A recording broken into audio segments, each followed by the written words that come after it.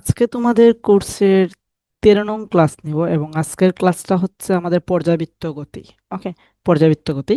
আজকে পর্যাবৃত্ত গতির ক্লাসটা নিতে চলছি আর কি আমরা। তো আমাদের কিন্তু পরীক্ষা যে নেক্সট আগামীকালকে যে পরীক্ষাটা, সেই পরীক্ষাটা হচ্ছে পর্যাবৃত্ত গতি, তরঙ্গ অ্যান্ড মহাকর্ষ অভিকর্ষ। সো মহাকর্ষ অভিকর্ষ অলরেডি তোমাদের গুগল ড্রাইভে দেওয়া আছে, স্লাইডও দেওয়া আছে, প্লাস ক্লাসও দেওয়া আছে। আর আজকেরটা এখন পর্যাবৃত্ত গতি নিব, দেন আমরা তরঙ্গ ক্লাস দিব, দেন তরঙ্গর স্লাইড দিয়ে দিব। তো হোপফুলি তোমাদের পর্যাবৃত্ত গতি, মহাকর্ষ অভিকর্ষ অ্যান্ড আমাদের তরঙ্গ তিনটা অধ্যায়েরই কিন্তু শেষ হয়ে যাবে, ঠিক আছে? তো দেখি আমরা এই যে আমাদের 13 নং ক্লাস, আজকের 13 নং ক্লাসের মধ্যে আজকে আমরা পার্ট 2 আর কি। এর আগে মহাকর্ষ অভিকর্ষটা ছিল পার্ট 1, এখন আসছি পার্ট 2 এবং তরঙ্গটা হচ্ছে আমাদের পার্ট 3। তো এইখানে বরাবরের মতোই তোমার টপিকস অ্যানালাইসিস আছে। কোন টপিকসটা ইম্পর্টেন্ট তোমরা সেটা দেখলেই বুঝতে পারছো। সবথেকে বেশি যদি ইম্পর্টেন্ট টপিকস বলো জিএসটি বা সেকের জন্য, সেটা হচ্ছে আমাদের এই যে সরল দোলক। ওকে, সরল দোলক এইটা অনেকবার আসছে, বহুবার আসছে, ঠিক আছে? সেম টাইপের প্রশ্নগুলোই আসছে, সেম টাইপের। এইখানে স্লাইডে 2-3টা প্রশ্ন রাখছি, বাট টাইপগুলো সেম, এর জন্য আর বেশি প্রশ্ন রাখি নাই। একই টাইপের প্রশ্ন 10টা দিয়ে তো কোনো লাভ নাই। তারপরে এইখানে তোমার এই যে ব্যবকলনীয় ইকুয়েশন, যেটা এইটাও ইম্পর্টেন্ট জিএসটির জন্য প্লাস সেকের জন্য। আর তো বাকি সবগুলোই তো আমরা দেখতে পাচ্ছি, ক্লিয়ার? তো চলুন আমরা এখন শুরু করি। এই দেখো, প্রথমেই তোমাদের স্লাইডটা আমি রেডি করেই রাখছি, যাতে তোমরা দেখলেই এইটা স্লাইড দেখেও যারা পড়ো, যাতে স্লাইড দেখেই তোমরা বুঝতে পারো আর কি ইজিলি। তো এখানে দেখো, সরল দোলন গতির ব্যবকলনীয় ইকুয়েশন বা অন্তরীকরণ সমীকরণ যা বলো না হেন, সেটা হচ্ছে ডি স্কোয়ার এক্স বাই হচ্ছে ডিটি স্কোয়ার প্লাস হচ্ছে omega square x is equal zero. এইখানে লক্ষণীয় বিষয় যেটা আছে, এখানে এই বিষয়টা মনে রাখবা, D square X by DT square এইটার সহগ 1 হতে হবে। এইটার সহগ মাস্ট বি আমাকে কি করতে হবে, 1 করতে হবে। ওকে, এটা সহগ 1 ব্যতীত অন্য কোনো কিছু করলে কিন্তু হবে না। তো এটা মাথায় রাখবা। যদি 1 না থাকে তাহলে তোমাকে যে সহগটা থাকবে সেটা দিয়ে ভাগ করে দেন তোমাকে 1 কনভার্ট করে নিতে হবে। সহগ সর্বদা 1 হবে, সহগ সর্বদা 1, সর্বদা 1। আচ্ছা, আর ওমেগা কি? ওমেগা আমরা সবাই জানি যে কৌণিক কম্পাঙ্ক। ক্লিয়ার? কৌণিক কম্পাঙ্ক, ওমেগাটা হচ্ছে আমাদের কৌণিক কম্পাঙ্ক।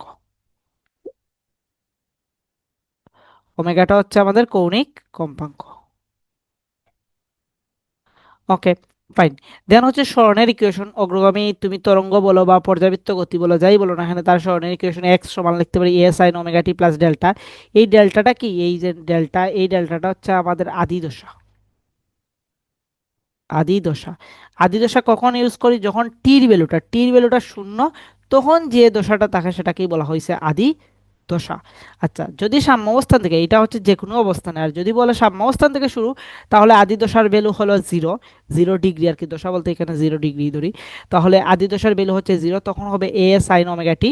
আচ্ছা, সর্বোচ্চ অবস্থান বা বিস্তার থেকে যখন কোনো একটা কিছু চলতে শুরু করবে, তখন স্মরণের ইকুয়েশন হচ্ছে এ কজ ওমেগা টি। তখন আদি দশা মানে ডেল্টার ভ্যালুটা হচ্ছে আমাদের 90 ডিগ্রি আর কি। তাহলে সাম্যাবস্থান থেকে যদি শুরু করে কোনো একটা তরঙ্গ বা কোনো একটা ইয়ে, তাহলে জিনিসটা যদি আমি একটু দেখাই, ধরো সরল দুলন, এই যদি দেখাই, ধরো এইটা হচ্ছে তার সাম্যাবস্থা, সোজা অবস্থা। ধরো এই যে এইভাবেই তো চলছে, এইভাবেই যে গতিটা চলছে। তো এইখানে তো একটা অ্যাঙ্গেল আছে, এই অ্যাঙ্গেলের মানটা 4 ডিগ্রির কম হতে হবে। সরল দোলন গতি হইতে হইলে এই অ্যাঙ্গেলের মানটা 4 ডিগ্রির কম হইতে হবে। এটা মাথায় রাখবা, 4 ডিগ্রি কম হইতে হইবে। এখন এইটা হচ্ছে আমাদের সাম্যাবস্থা, এইটা হচ্ছে বিস্তার অবস্থা আর কি। এই যে এইটা হচ্ছে আমাদের বিস্তার, এটা হচ্ছে আমাদের বিস্তার, এই যে এটা হচ্ছে আমাদের বিস্তার। ওকে, এইটুকু হচ্ছে আমাদের এ। এখন যদি এই সাম্যাবস্থান থেকে যাত্রা শুরু করে তাহলে এ সাইন ওমেগা টি, আর যদি বিস্তার অবস্থান থেকে যাত্রা শুরু করে তাহলে এ কজ ওমেগা টি। ঠিক আছে? আচ্ছা, এই জিনিসগুলো একটু মাথায় রাখবা। তারপরে আসি আমাদের এই যে সরল দোলন গতির ইকুয়েশন সম্পর্কিত যে প্রবলেম আছে, এই প্রবলেমগুলো যদি আমরা একটু দেখার ট্রাই করি, তো এখানে কি বলছে, সেকের 24-25-এ যেটা আসছে, যে x is equal A sine 3 pi t plus পাই/3, এটা একটি সরল সন্দিত গতি সম্পন্ন হওয়ার গতির সমীকরণ। আচ্ছা, এ গতির পর্যায়কাল কত? তার মানে তোমাকে বলছে এইখান থেকে পর্যায়কাল কত সেটা বের করার জন্য। আচ্ছা, তাহলে আমরা ইকুয়েশনটা জানি কি? আমরা জানি ইকুয়েশন এক্স সমান জানি এ সাইন দেন ওমেগা টি প্লাস ডেল্টা। তাহলে ডেল্টার ভ্যালু হচ্ছে পাই/3, আমার ডেল্টা নিয়ে মাথা ব্যথা নাই। টি তো আর টি, তাহলে এখন ওমেগার ভ্যালু কত পাইলাম আমরা? ওমেগার ভ্যালু পাইলাম আমরা 3 পাই। যদি এইটার সাথে এইটাকে কম্পারিজন করি তাহলে ওমেগার ভ্যালু পাই আমরা 3 পাই। ফাইন। তাহলে ওমেগা সমান আমরা লিখতে পারি কি 2 পাই বাই টি সমান আমরা লিখতে পারলাম 3 পাই, পাই পাই ভ্যানিশ। তাহলে টির ভ্যালুটা কত আসলো? টির ভ্যালুটা আসে আমাদের 2/3 সেকেন্ড। এইটাই হচ্ছে আমাদের অ্যাকচুয়ালি পর্যায়কাল। কারণ ওমেগার ভ্যালু যে 2 পাই বাই 3, এইটা আমাকে আর বললো না, কারণ গতিবিদ্যাতেও আমি এইটা দেখাইছি, তারপরে নিউটনের বলবিদ্যাতেও আমরা এটা করছি। সো সবাই এটা জানার কথা যে ওমেগা সমান আমরা লিখতে পারি 2 পাই বাই টি। তাহলে পর্যায়কালটা আমরা ইজিলি বের করতে পারছি। আচ্ছা, নেক্সট প্রবলেম।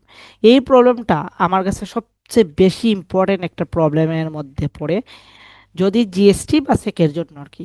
যদিও দেয় নাই, বাট আমার কাছে মনে হয়েছে যে পর্যাবৃত্ত গতি বলবে আর এই প্রবলেমটা থাকবে না, এটা একটা হাস্যকর ব্যাপার স্যাপার আর কি। জানি না কি জন্য স্যাররা দেয় না, এটা খুব বেশি ইম্পর্টেন্ট। তাহলে দেখো এইখানে তোমার এই যে অন্তরীকরণ সমীকরণ দেয়া আছে। তো আমি ফার্স্ট অফ অল বলছিলাম এইখানে এই যে এইটার শখটা কি হতে হবে, এইটার শখ হতে হবে আমাদের 1, বাট এখানে শখ কত আছে? 6 আছে। তাহলে তোমাকে এই সম্পূর্ণ জিনিসটাকে তোমার 6 দ্বারা ভাগ করে নিবা। তাহলে এটাকে যদি 6 দ্বারা ভাগ করি তাহলে রেজাল্টটা আসবে এইটা, প্লাস 150কে 6 দ্বারা ভাগ করলে কত আসে? 25। 25x is equal 0। এখন বলছে কৌণিক কম্পাঙ্ক। তাহলে এইটা তো থাকলো। এখন এই যে 25 এর পরিবর্তে আমরা লিখতে পারি এইটাই তো ওমেগা স্কোয়ার। যদি আমরা কম্পারিজন করি আমাদের সমীকরণটা আসলে ওই দেখো ডি স্কোয়ার এক্স বাই হচ্ছে DT square plus omega square X is equal 0। তাহলে ওমেগা স্কোয়ার এক্স সমান তুমি কি পাচ্ছ? সরি, ওমেগা স্কোয়ার এক্স লাগবে না, শুধু ওমেগা স্কোয়ার সমান কি পাচ্ছ তুমি? তাহলে 25। তাহলে আমাকে বলছে কৌণিক কম্পাঙ্ক, কৌণিক কম্পাঙ্ক দ্যাটস মিন ওমেগার ভ্যালুটা বের করবা। তাহলে ওমেগার ভ্যালুটা কত আসে? রুট করলেই চলে আসে 5 রেডিয়াস পার সেকেন্ড। শেষ।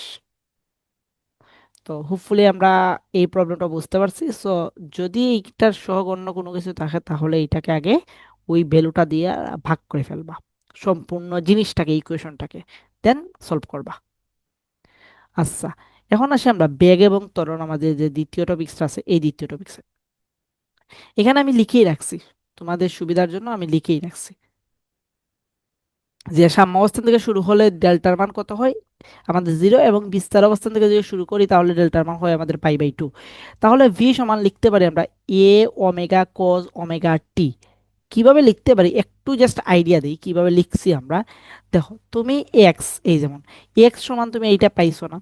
আমরা কিন্তু গতিবিদ্যাতে দেখছিলাম যে সরণকে যদি আমরা সময়ের সাপেক্ষে একবার অন্তরীকরণ করি তাহলেই আমরা কি পাই? বেগ পাই। তাহলে এই যে ইকুয়েশনটা আছে না, এই যে ইকুয়েশনটা আছে না, এই যে ইকুয়েশন, এই ইকুয়েশনটাকে তুমি যদি টি এর সাপেক্ষে একবার অন্তরীকরণ করো, নিজেরা ট্রাই করে দেখতে পারো জাস্ট হোল স্যাটিসফ্যাকশনের জন্য, দেখবা যে এইটা আসবে A omega cos omega t. Okay, তাহলে এইটা গেল। দেন বিস্তার অবস্থানের জন্য আসবে minus A omega sine omega t, সময়ের উপর নির্ভরশীল এইটা। দেন ভি সমান লেখা যায় omega root over square minus x square. Then v সমান লেখা যায় দুইটার ক্ষেত্রেই সেম, এই দুইটা তো আর দুইটা কেসের ক্ষেত্রেই সেম। ওকে, দেন আবার ত্বরণ, ত্বরণ সমান লেখা যায় এ মাইনাস ওমেগা স্কোয়ার এ সাইন ওমেগা টি। কি জন্য? ব্যাককে তুমি এগেইন যদি সময়ের সাপেক্ষে অন্তরীকরণ করো তাহলেই তুমি ত্বরণ পাবা। তুমি এই ভিটাকে, এই যে ভির যে ভ্যালুটা আছে এই ভ্যালুটাকে তুমি সময় দিয়ে অন্তরীকরণ করো তাহলে এই রেজাল্টটাই পেয়ে যাবা। সিমিলার কেস এই কেন, এটা নিয়ে কোনো ডাউট নাই। দেন ত্বরণ সমান তুমি লিখতে পারো মাইনাস ওমেগা স্কোয়ার এক্স। কি জন্য মাইনাস ওমেগা স্কোয়ার এক্স লিখছো? এই যে এ সাইন ওমেগা টির পরিবর্তে আমরা লিখতে পারি এক্স, মানে এক্স সমানে আমরা জানি এ সাইন ওমেগা টি। ওকে, তো এইটা হচ্ছে দুইটা কেস, একটা হচ্ছে সাম্যাবস্থান থেকে শুরু হলে আরেকটা হচ্ছে বিস্তার অবস্থান থেকে শুরু হলে, মাথায় রাখবা। আর ত্বরণের ক্ষেত্রে কিন্তু মাইনাস আছে, আর বেগের ক্ষেত্রে কিন্তু কোনো মাইনাস নেই, সামনে কিন্তু কোনো মাইনাস নাই। আচ্ছা, এখন দেখো এইখান থেকে আমরা যে জিনিসগুলো পাইছি এটাকে একবারে শর্টকাটে আমরা লিখে রাখছি। এই যে শর্টকাটে আমরা লিখে রাখছি এইগুলো একটু দেখবা। ঠিক আছে, এখানে কি বলছে দেখো, সর্বোচ্চ সরণের ক্ষেত্রে সর্বোচ্চ সরণ যখন হবে অর্থাৎ বিস্তার অবস্থানে গেলে সর্বোচ্চ সরণ হয় তখন সেটাকেই বলা হয় সর্বোচ্চ সরণ, এক্স ম্যাক্সকেই বলা হয় বিস্তার। আচ্ছা, সর্বোচ্চ বেগ, বেগের মান সর্বোচ্চ কখন হবে? যখন এ ওমেগা, এই দেখো বি তুমি পাইছো কি? বি সমান পাইছো এ ওমেগা দেন হচ্ছে কজ ওমেগা টি। তার মানে এইটার মান যখন সর্বোচ্চ হবে তখন বেগের মানও সর্বোচ্চ হবে। তাহলে সর্বোচ্চ বেগ সমান আমরা লিখতে পারি ওমেগা এ। দেন সর্বোচ্চ ত্বরণ সেম কাহিনী, ওমেগা স্কোয়ারে। আচ্ছা, সাম্যাবস্থানের ক্ষেত্রে সরণের মান শূন্য, বেগের মান সর্বোচ্চ, ত্বরণের মান শূন্য। অর্থাৎ সাম্যাবস্থানে আমি যদি এগেইন ডায়াগ্রামটা আঁকি, আচ্ছা, এইটা ধরলাম বিস্তার অবস্থান। তাহলে এইখানে যখন আছে একটা বস্তু, এইখানে তার বেগ সরণ শূন্য, এক্স শূন্য, তারপরে এ শূন্য, বাট ভির মান হচ্ছে ম্যাক্স। আবার বিস্তারে তোমার হচ্ছে এক্স এর ভ্যালু এ, আচ্ছা এর ভ্যালু হচ্ছে ম্যাক্স, এবং ভির ভ্যালু হচ্ছে জিরো। এটা মাথায় রাখবা।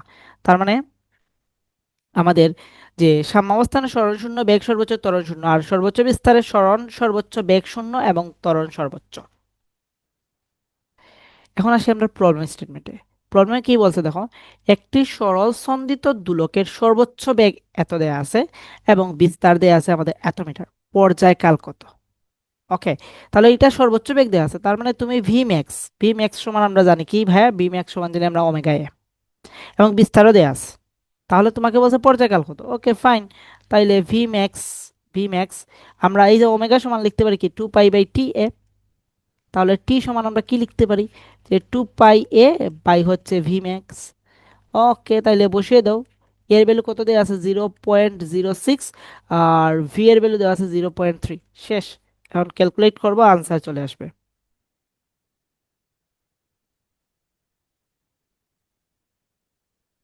তাহলে এইটার আনসার কত আসে, এইটার আনসার আসে হচ্ছে 1.25 সেকেন্ড, 6 সেকেন্ড। শেষ। এইটাই হচ্ছে তার পর্যায়কাল, যেটা জিএসটি 22-23 আসছে। তারপরের প্রবলেম, এখানে কি বলছে দেখো, সরল দোলন গতিসম্পন্ন কোনো বস্তু কণার গতির সমীকরণ দেয়া আছে, এইটা হলে কণাটির সর্বোচ্চ বেগ কত। ওকে ফাইন, তাহলে এইখান থেকে এই যে প্রথম যে ভ্যালুটা থাকে এইটাই কি ভাইয়া, এইটাই হচ্ছে আমাদের বিস্তার এ। তাহলে এইটা হচ্ছে আমাদের এ দেয়া আছে। আচ্ছা, এখন আমরা এইখানে কি থাকে, এইখানে থাকে হলো আমাদের ওমেগা টি প্লাস বা মাইনাস ডেল্টা, এটাই তো জানি। তাহলে ওমেগার ভ্যালু দেয়া আছে আমাদের 31। সব কিছুই তো পেয়ে গেছে, এখন আমাকে বলছে সর্বোচ্চ বেগ, তার মানে ভি ম্যাক্স। তাহলে ভি ম্যাক্স সমান আমি লিখতে পারি ওমেগা এ। তাহলে ওমেগার মান কত, 31। আচ্ছা, এর মান কত, এর মান হচ্ছে আমাদের 20। তার মানে এইটাকেই লিখতে পারি আমরা, শেষ, এম এস ইনভার্স ওয়ান। কত সহজ, যেটা চট্টগ্রাম বিশ্ববিদ্যালয় 22-23 আসছে। বুঝতে পারছি। তো এটা সমীকরণ, মানে সমীকরণটা আরবার একটু রিকল করে দেই। দেখো, এ সাইন ওমেগা টি প্লাস মাইনাস ডেল্টা, তাহলে টির সহগ যেটা সেটাই তো হচ্ছে আমাদের ওমেগা। তাহলে এটার সাথে এটা কম্পেয়ার করলে ওমেগার মান পাই 31। আর প্রথমে যেটা দেখা এইটা হচ্ছে আমাদের বিস্তার। শেষ। আর সর্বোচ্চ বেগের ফর্মুলা তো আমরা এইটাই জানি। ওকে, এখন আসি আমাদের যে গতিশক্তি অ্যান্ড বিভব শক্তি সংক্রান্ত। ওকে, সো এইখানে একটা ফিগার লিখছি, যদিও ফিগারটা ইম্পর্টেন্ট না, এইটা আমাদের এইচএসসি তে আমরা এই ফিগার সম্পর্কে খুব ভালো করে শিখছি। সো এই ফিগারটা খুব বেশি যে ইম্পর্টেন্ট এমনটা না, তবু আমরা একটু দেখে নেই। দেখো ফিগারটাতে তুমি যদি দেখো তাহলে তুমি বুঝতে পারবা, এইটা হচ্ছে কি আমাদের সাম্যাবস্থা, মানে স্মরণের মান শূন্য। এটা শূন্য না? আচ্ছা, এইটা হচ্ছে বিস্তার অবস্থান, এইটা হচ্ছে আমাদের বিস্তার অবস্থান। সাম্যাবস্থানে কি শূন্য ভাইয়া, সাম্যাবস্থানে হচ্ছে এক্স এর ভ্যালু শূন্য, সাম্যাবস্থানে এ এর ভ্যালু শূন্য, বাট বির ভ্যালু হচ্ছে ম্যাক্স। তার মানে সাম্যাবস্থানে কোনো একটা বস্তুর বির ভ্যালু ম্যাক্স মানে সাম্যাবস্থার গতিশক্তি সর্বোচ্চ। তার মানে এই দেখো সাম্যাবস্থানে গতিশক্তি হচ্ছে এইটা। ওকে, আর বিস্তার অবস্থায় যেহেতু বেগ শূন্য, তার মানে বিস্তার অবস্থায় বিভব শক্তি সর্বোচ্চ। আর মোট শক্তি বলতে আমরা মাথায় রাখবো, মোট শক্তি বলতে দেখো গতিশক্তি প্লাস বিভব শক্তি এই দুইটার সমষ্টিকেই বলা হয় মোট শক্তি। তাহলে কোনো একটা মানে সরল সন্ধিত বা পর্যাবৃত্ত গতির তার মোট শক্তি হয় হাফ কে স্কোয়ার, হাফ কে স্কোয়ার। এই যে এটা কি, এটা হচ্ছে বিস্তার, কেটা হচ্ছে তার কি, যে স্প্রিং বল ধ্রুবক। কেটা হচ্ছে স্প্রিং বল ধ্রুবক, বুঝাইতে পারলাম, স্প্রিং বল ধ্রুবক কেটা। আচ্ছা, এখন আসো আমাদের বিভব শক্তি, তাহলে যে কোনো অবস্থানে বিভব শক্তি হচ্ছে হাফ কে এক্স স্কোয়ার। ওকে, বা তুমি যদি এই জানি এক্স এর পরিবর্তে আমরা এক্স সমান আমরা জানি কি, এক্স সমান জানি আমরা এ সাইন ওমেগা টি। তাহলে এই জানি এইটা বসিয়ে এইটা পাইছে আর কি, এ সাইন ওমেগা টি বসাইছে এক্স এর পরিবর্তে। তাহলে সর্বোচ্চ মানে সর্বোচ্চ গতিশক্তি এইখানেই তো হবে, বিস্তারিত সর্বোচ্চ গতিশক্তি হবে এই যে এই পয়েন্টেই তো গতিশক্তি সর্বোচ্চ হবে। তাহলে সেটা হচ্ছে হাফ কে স্কোয়ার, মানে এখানে ইকেটা জিরো আর কি, ইকেটা জিরো। ওকে, আবার এইখানে ইপিটা জিরো, মানে সাম্যাবস্থানে ইপি জিরো। তাহলে অবস্থানে সর্বোচ্চ তোমার যদি গতিশক্তি হয় তাহলে সেটা হবে হাফ কে স্কোয়ার। ওকে। আচ্ছা, আর গতিশক্তি সমান আমরা নর্মালি জানি কি হাফ এম বি স্কোয়ার। এখন বি সমান আমরা যেটা জানতাম বা হাফ কে এ স্কোয়ার মাইনাস এক্স স্কোয়ার। ওকে। এখন দেখো আমি একটা ট্রিক্স লিখে রাখছি, এই টাইপের এমসিকিউ বা জিএসটির জন্য বা সেকের জন্য যদি আসে, আমরা এই ট্রিক্স দিয়ে করতে পারবো। সেটা হচ্ছে, যদি যদি গতিশক্তিটা বিভব শক্তির এন গুণ হয়, তাহলে বলতে পারে যে সাম্যাবস্থান থেকে কত দূরে গতিশক্তিটা বিভব শক্তির এন গুণ। ওকে। তাহলে সেটা হচ্ছে এক্স এর ভ্যালু হচ্ছে A by root over n plus one. A by root over n plus one. Okay. এটা কিন্তু বিভব শক্তির এন গুণ, গতিশক্তিটা বিভব শক্তির এন গুণ, এটা মাথায় রাখবা। খালি শর্টকাট যেন শিখলা, আমি অনেকেই বলছো যে আমি শর্টকাট কি জন্য দেখাই না আর কি। অ্যাকচুয়ালি এই যে শর্টকাট যে আমি বললাম, এই শর্টকাট মনে রাখার লাইগারেও তোমাকে আরো বেশি পরিশ্রম করতে হবে, কারণ তুমি ইউজুয়ালি এইগুলোর সাথে পরিচিত। সো হুট করে শর্টকাট একটা দিয়ে দিলে দেন সেটাকে আবার আমরা আত্মস্থ করা, এটা অনেক কঠিন ব্যাপার সেপার আর কি। আচ্ছা, তাহলে এখন দেখি আমরা জিএসটি 2021 একটা প্রবলেম। সেখানে কি বলছে দেখো, একটি সরল সন্দিত গতিসম্পন্ন বস্তুর স্বর্ণের সমীকরণ দেয়া আছে, ফাইন। আচ্ছা, স্প্রিং ধ্রুবকও দেয়া আছে, এটাও বুঝলাম। কিরমান পাই/9 সময়ে এর বিভব শক্তি কত একক। ওকে। আচ্ছা, তাহলে বিভব শক্তি যে আমাদের, তো আর সর্বোচ্চ বিভব শক্তি বলছে না, আমাকে বলছে যে বিভব শক্তি কত সেটা ফাইন্ড আউট করার জন্য। তাহলে আমরা বিভব শক্তির ক্ষেত্রে আমরা জানি কি, ইপি সমান আমরা জানি হাফ কে এক্স স্কোয়ার। তাহলে এক্সটা বের করতে হবে। এখন কত সময় বলছে, টি পাই/9 সেকেন্ডে। ওকে। তাহলে এক্স এর তো ইকুয়েশন দেওয়াই আছে, তাহলে এখান থেকে তুমি বের করে ফেলো। তাহলে এক্স সমান তুমি তাইলে কি লিখতে পারবা, 2 sin 3। আচ্ছা, আর টির পরিবর্তে আমরা লিখলাম পাই/9। ওকে। তাহলে এটা আসে অ্যাকচুয়ালি 2 sin π/3, মানে হচ্ছে এটা 60 ডিগ্রি। তাহলে 2√3/2, আলটিমেটলি এইটার মান আসে √3 আর কি, এক্স এর মান আসে √3। তবুও ক্যালকুলেশন নিজ দেখতে দেখে নিবা, ক্লিয়ার। তবুও আমি ক্যালকুলেশন করে ফেলি। 2 sin 3 π/9।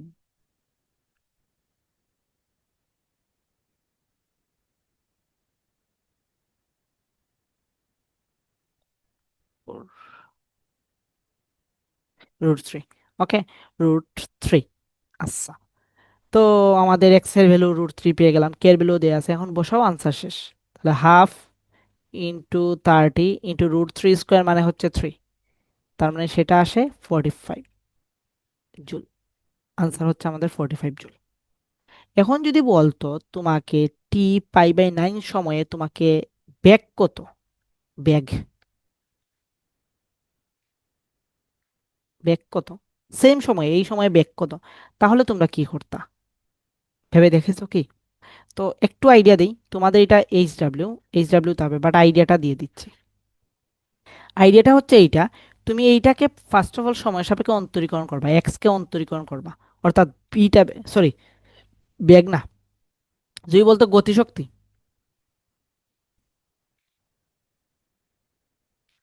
ইকে কত, তাহলে তোমার বেগ লাগতো, যেমন আমরা ইকের ফর্মুলা জানি কি, হাফ এম বি স্কোয়ার।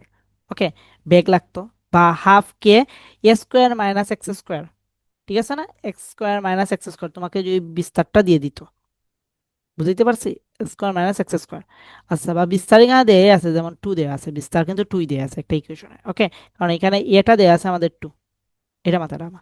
আচ্ছা, তাহলে ইকে কত, তাহলে এটা কিভাবে বের করবা, হাফ এম বি স্কোয়ার। এখন আমাকে লাগবে এই যে এইটা লাগবে আর কি, এটা দিয়েও করতে পারো, হাফ কে এ স্কোয়ার মাইনাস এক্স স্কোয়ার। ঠিক আছে, এটা দিয়ে করে ফেলতে পারবা, বুঝছি। এই যে এত দিয়ে আছে, আর এক্স তো আমরা বের করে ফেলছি। আর যদি বলতো এখানে বেগ কত, তাহলে বেগ যদি বের করতে হতো যে টি/পাই/, সময়ে, তাহলে বেগ যদি বের করার কথা বলতো, তাহলে ফার্স্ট অফ অল এইটাকে তোমাকে অন্তরীকরণ করে নিতে হতো। ঠিক আছে, এটাকে অন্তরীকরণ করে তুমি একটা বেগের ইকুয়েশন পাইবা, দেন এখানে বসাইবা, দেন বেগটা বের হবে। কথা কি ক্লিয়ার? ওকে, ফাইন, মাথায় রাখা যেন। এই যে কথাগুলা বলি, পরীক্ষার হলে তো গিয়ে তোমরা সেই রকম আউটপুট দিতে পারো না। আচ্ছা, এখন দেখি আমরা এইটা, একটি কণা এ বিস্তারে সরল স্পন্দনে স্পন্দিত হচ্ছে, সাম্যাবস্থার মধ্যে কত দূরে কণাটির বিভব শক্তি তার মোট শক্তির 1/4 হবে। Got it? সাম্যাবস্থান থেকে কত দূরে, দ্যাটস ওয়াই আমি এক্স এর মান বের করব। বাট এখানে কথা হচ্ছে বিভব শক্তি মোট শক্তির 1/4 হবে। ফাইন। এখন আমি তোমাদের একটা শর্টকাট লিখে দিছিলাম, বা আগেই বলছিলাম, এই শর্টকাটটা এখানেও লিখাস। এই দেখো শর্টকাট যা শিখছো, এখন শর্টকাটের অ্যাপ্লাই তো শিখতে হবে। এখন আমার এই শর্টকাটে কি বলে যে গতিশক্তিটা বিভব শক্তির এন গুণ হইলে আমরা ডিরেক্ট এই শর্টকাটটা অ্যাপ্লাই করতে পারবো। বাট এখানে কি বলছে দেখো, বিভব শক্তি বলছে মোট শক্তির 1/4। তাহলে মোট শক্তি জিনিসটা বলতে কি বুঝো, এই যে মোট শক্তি বলতেই আমরা বুঝি ইপি দেন ইকে, ঠিক আছে না? ইপি দেন ইকে। তাহলে এই মোট শক্তি কার 1/4? বিভব শক্তিটা বলছে মোট শক্তির 1/4। Okay fine. তাহলে আমাদের মোট শক্তি ই ধরলাম, তাহলে বিভব শক্তি কত হবে? দেখো ই, আর 1/4 বলছে তো 1/4 ইপি, সরি ইপি না, অ্যাকচুয়ালি এটা হবে 1/4 ইপি সমান আর কি, যেহেতু 1/4 বলছে। বিভব শক্তিটা বলছে মোট শক্তি, তাহলে মোট শক্তি যদি ই হয় তাহলে বিভব শক্তি হবে 1/4 প্লাস ইকে। তাহলে এখান থেকে তুমি ইকেটা বের করে ফেলো। তাহলে ইকে সমান আমরা লিখতে পারি দেখো ই মাইনাস 1/4 তার মানে আলটিমেটলি সেটা কি দাঁড়াইলো? 3/4 বুঝাইতে পারছি? আলটিমেটলি ইকেটা দাঁড়াইলো আমাদের 3/4 লসাগু নিয়ে ক্যালকুলেট করছি, এইটা দাঁড়াইলো। এখন আমাকে এখন নিতে হবে যে বিভব শক্তি, গতিশক্তিটা বিভব শক্তির কত গুণ, দেন না আমরা এন এর মানটা পাইবো। ওকে, তাহলে এখন আমরা যে জিনিসটা করতে পারি, ইপি সমান তো তুমি এইটা জানো, দেখো ইপি সমান আমরা জানি কি, যে 1/4 আর ইকে সমান আমরা কি জানি, ইকে সমান জানি 3/4 ফাইন। তাহলে তুমি দেখো ইকে বাই ইপি নাও, কে বাই ইপি, তাহলে 1/4 দেন হচ্ছে 3/4 গেল এটা। তাহলে আমাদের ইকে সমান আমি লিখতে পারি বেনিশ 1/4 বেনিশ, তাহলে দেখো 1/3 তোমার ইপিটা লিখতে পারছো। ওকে, তাহলে এন এর মানটা কত দাঁড়াইলো? তাহলে এন এর মানটা দাঁড়াইলো আমাদের 1/3। এন এর মানটা আমাদের কি দাঁড়াইলো ভাই? এন এর মানটা দাঁড়াইলো 1/3। ক্লিয়ার? তাহলে এখন তোমাকে এক্স এর মানটা বের করতে হবে। এখন তো এন এর মানটা পেয়ে গেছো, এন সমান তাইলে আমরা 1/3 পেয়ে গেছি। তবু একটু দেখবা যে 1/3 হয় কি না। 1/3 হওয়ার কথা, ইপি তো পাইছি। দেখো এইখানেই তো, দেখো দেখো দেখো, আমি ভুল করি, যেন ক্যালকুলেশন আমার প্রচুর ভুল হয়। দেখো ইপি সমান আমরা জানি, আমরা কি করছি, ইকে বাই ইয়ে করছি না, তাহলে ইকে সমান জানি হতো 3/4 না, 3/4, আর ইপি সমান হচ্ছে 1/4। ওকে, তাহলে এই ফোর ভেনিস। তাহলে আমাদের এইখানে ভ্যালুটা থাকে কি, এইখানে ভ্যালুটা থাকে আমাদের 3। তাহলে এন এর মান কত আমাদের? এন এর মান হচ্ছে আমাদের 3, এন এর মান 3। ওকে, এখন বসাও, আনসার শেষ। তাহলে এক্স সমান তাইলে আমরা লিখতে পারি √3 + 1, দ্যাটস ওয়াই আনসার হচ্ছে a/2। আনসার হচ্ছে a/2। ক্লিয়ার? তাহলে শর্টকাট যখন শিখবা বা শর্টকাটের অ্যাপ্লাই যদি না পারো তাহলে কিন্তু তুমি ধরা খেয়ে যাবা। তাহলে এই যে আমি শর্টকাট দেখিয়ে দিলাম কিভাবে অ্যাপ্লাই করতে হবে এইটার, এইভাবেই করবা। দেবা যদি তোমাকে বিভব শক্তি এবং গতিশক্তির রিলেশন দিয়ে দিত তাহলে তো ফাইন, তুমি ডিরেক্ট করে ফেলতে পারতা। বাট এখানে দিয়ে দিছে মোট শক্তি এবং বিভব শক্তির রিলেশনশিপ, দ্যাটস ইট। এটা একটু মাথায় রাখবা। বা এটা এই যে আমি এই প্রসেসে করছি এইভাবে যে করতে হবে এমনটা না। তুমি যদি একটু চালাক হইতা তাইলে বুঝতে পারতা। আচ্ছা 1/4 অংশ মানে হচ্ছে 25% হচ্ছে আমাদের বিভব শক্তি, তাহলে 75% হচ্ছে আমাদের গতিশক্তি, এইভাবে জাস্ট মনে মনে তুমি যদি মানে স্মার্ট হও তাহলে তুমি এইভাবেই বলে ফেলতে পারতা। 1/4 মানে হচ্ছে 25%, 1/4 মানে হচ্ছে কি 25%, ঠিক আছে না?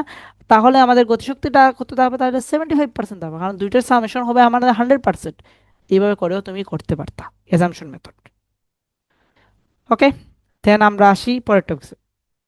এখানে কি বলছে দেখো, স্প্রিং এর দোলনকাল দেয়া আছে, স্প্রিং ধ্রুবক দেয়া আছে এবং তুল্য স্প্রিং ধ্রুবক। আচ্ছা, এখানে দেয়া আছে আনুভূমিক স্প্রিং, আমরা জানি এক্স অ্যাক্সিস বরাবর যদি কোনো একটা স্প্রিং কে রাখো আর কি, দ্যাটস ওয়াই এই যে এইভাবে এইভাবে রেখে কোনো কাহিনী টাইনি করলে সেটা আনুভূমিক স্প্রিং। আর উলম্ব স্প্রিং হচ্ছে এইভাবে যদি তুমি একটা স্প্রিং কে রাখো, বুঝতে পারছি? এটা হচ্ছে উলম্ব স্প্রিং। এখানে লিখি, এই যে এটা হচ্ছে আনুভূমিক স্প্রিং, এইটা হচ্ছে তোমার উলম্ব স্প্রিং। ওকে, তাহলে আণবিক স্প্রিং এর ক্ষেত্রে দোলনকাল বা পর্যায়কালের ফর্মুলা হচ্ছে 2 পাই রুট ওভার m/k। আর পর্যায়কাল হচ্ছে 1/2 পাই রুট ওভার m/k/m। সেম জিনিস তোমার উলম্ব স্প্রিং হইল তোমার 2 পাই রুট ওভার m/k বা 2 পাই রুট ওভার এই ইটা হচ্ছে প্রসারণ বা সংকুচন। প্রসারণ বা সংকুচন, ইলঙ্গেশন আর কি। সংকুচন ইলঙ্গেশনের কতটুকু তুমি প্রসারিত করছো বা কতটুকু তুমি সংকুচিত করছো। এটা কিভাবে আসছে দেখো, যেহেতু উলম্ব বরাবর, তাহলে উলম্ব বরাবর তোমার ওয়েট বা বল হিসেবে কে কাজ করে, আমাদের ওয়েট কাজ করে। ওয়েট সমান লিখতে পারি কে, এইখান থেকে করি, এই যে m/k সমান লিখতে পারি আমরা E/g আর কি, এইখান থেকে আসছে, দেখাইলাম আর কি জাস্ট। বা কম্পাঙ্ক সমান লিখতে পারি 1/2 পাই রুট ওভার k/m বা 1/2 পাই রুট ওভার g/e। শেষ। এখন আসো স্প্রিং এর যে তুল্য স্প্রিং, এইগুলা এগুলার ব্যাপার সেবার সবসময় মাথায় রাখবা। স্প্রিং এর ফর্মুলাগুলো হয় তোমার ধারকের মতো, ধারকের সমবায়। বা তুমি রোধের সমবায়ের উল্টা কাহিনী বলতে পারো, ধারকের সমবায়। ওকে, স্প্রিং এর সমবায় হয় আমাদের কি ধারকের সমবায়ের মতোই। আচ্ছা, তারপরে দেখো একটা স্প্রিংকে যদি তুমি কেটে ফেলো, আমরা একটা স্প্রিংকে যদি কাটি, কাটলে দেখো একটা ধরলাম N1:2 রেশিওতে তুমি কাটছো, তাহলে বড় বড় টুকরার তোমার স্প্রিং ধ্রুবক হবে ধরলাম K2, মানে N2টাকেই আমি বড় ধরছি। N1 + N2 হচ্ছে N2 × K। আর ছোট টুকরার স্প্রিং ধ্রুবক হবে N1 + N2, মানে উপরে কিন্তু দুইটার ক্ষেত্রেই উপরের অংশ অর্থাৎ এইটা কনস্ট্যান্ট থাকে। এই জিনিসটা কনস্ট্যান্ট দুইটার ক্ষেত্রে সেম। ওকে, তুমি যদি K1 বের করো তাহলে K1, আর K2 বের হলো K2। ঠিক আছে, তার মানে বড় টুকরা স্প্রিং ধ্রুবক N2 আর ছোট টুকরা স্প্রিং ধ্রুবক হচ্ছে N1। মানে নিচেরটা হবে যার তুমি বের করবা তার অনুপাতটা বসাইবা, যার বের করবা তার অনুপাত বসাইবা। উপরে কিন্তু দুইটার ক্ষেত্রে same। এখন দেখো সমান সংখ্যক ভাবে তুমি যদি বিভক্ত করো তাহলে প্রতি টুকরার স্প্রিং ধ্রুবক হবে Kn। প্রতি টুকরার সমান n সংখ্যক ভাবে তুমি যদি ভাগ করো তাহলে প্রতি টুকরার স্প্রিং ধ্রুবক হবে Kn। এগুলো মনে রাখতে পারো এবং রাখা দরকার, রাখতে পারো কি। এখন দেখি আমরা জিএসটি 23-24 একটা প্রবলেম। এই প্রবলেমে কি বলছে দেখো, কোনো স্প্রিং এর এক প্রান্তে এম ভরের একটি বস্তু ঝুলালে এটি 8 সেন্টিমিটার প্রসারিত হয়। দ্যাটস ওয়াই এইটাই আমাদের ইর ভ্যালু, 0.08 মিটার প্রসারিত হয়। বস্তুটি এরপর একটু টেনে ছেড়ে দিলে এর পর্যায়কাল কত। পর্যায়কাল বের করবো মানে টি বের করবো। ফাইন, তাহলে টি সমান আমরা জানি কি 2 পাই রুট ওভার E/g। এই যে একটু আগেই শিখছিলাম, 2 পাই রুট ওভার E/g। শেষ, এখন বসিয়ে দাও। 2 পাই রুট 0.08 বাই হচ্ছে 9.8। শেষ, কেল্লা ফতে।